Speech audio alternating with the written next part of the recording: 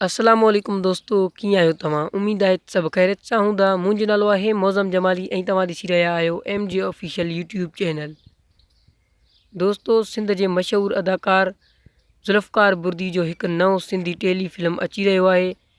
हुन फिल्म जो नालो छा आहे ऐं उहो फिल्म कहिड़े चैनल ते हलंदो, इहो फिल्म कॾहिं हलंदो ऐं हिन फिल्म में कहिड़ा कहिड़ा अदाकार कमु करे रहिया आहिनि ऐं इहो फिल्म कहिड़े जॻह ते कहिड़े शहर ते रिकॉर्डिंग थी रहियो आहे, इहो सभु कुझु इन सभु सवालनि जा जवाब असीं तव्हांखे हिन वीडियो में ॿुधाइण वारा आहियूं।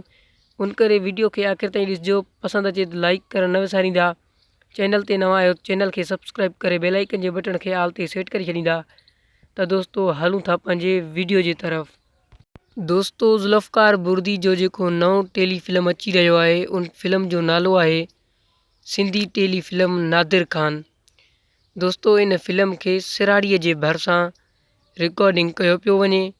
दोस्तों, हिन फिल्म खे ईद उल उज़ा ते रिलीज़ कयो वेंदो ऐं हिन फिल्म खे जीजल TV चैनल ते हलायो वेंदो। दोस्तों, हिन फिल्म में सिंध जा मशहूरु अदाकार ज़ुल्फ़कार बुर्दी ऐं ख़ादिम खोखर खां अलावा काफ़ी नवां अदाकार कास्ट कया विया आहिनि जेके हिन फिल्म में कमु करे रहिया आहिनि। दोस्तों, उमेद आहे त असांजो इहो नंढिड़ो वीडियो तव्हां दोस्तनि खे पसंदि आयो हूंदो। जेकॾहिं पसंदि आयो हुजे त महिरबानी करे वीडियो खे लाइक कंदा ऐं हिन फिल्म जे बारे में तव्हां पंहिंजा राय कमेंट जे बॉक्स में लाज़मी ॾिजो ऐं यूट्यूब चैनल खे सब्सक्राइब न आहे कयो त मुंहिंजे यूट्यूब चैनल खे सब्सक्राइब करे बेल आइकन जे बटन खे आल ते सेट करे छॾींदा। त दोस्तों, माशाल्लाह।